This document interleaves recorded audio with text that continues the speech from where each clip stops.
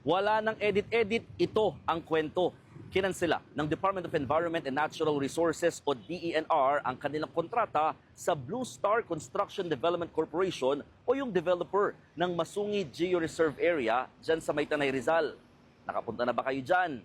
Yan yung sikat na picture-perfect area na may mga rock formation at may malasapot na tali na pwede mo upuan at magpa-picture ka doon. At iba't iba pang mga amenities and other magagandang areas na pwede mong puntahan o bisitahin at pasyalan. Ang problema, binibigyan ng 15 araw ang Blue Star na i-vacate ang lugar dahil sa mga nakitang patong-patong na mga violations. Kabilang dyan, ang imposition of fees o paniningil ng bayad sa lugar. Pangalawa, pagbabakod sa portion nito. Pangatlo, yung hindi pagpayag na maka-access ang mga DENR representatives dito. At pang-apat, yung hindi pagsunod sa naunang kontrata ng Blue Star at DENR na kailangang magpagawa ng nasa 5,000 housing units base sa 1997 Joint Venture Agreement.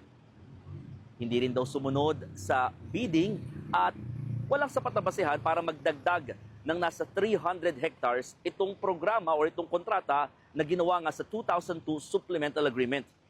Masyadong masalimuot, no? Masyadong masalimut at may technical itong usaping ito.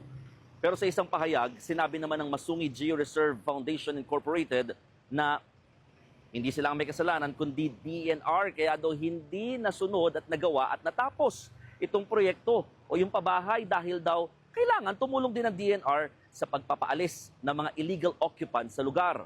Pangalawa, hindi rin daw labag sa batas yung ginawa nilang supplemental agreement na kahit mag-expand sila ng walang bidding, allowed naman daw.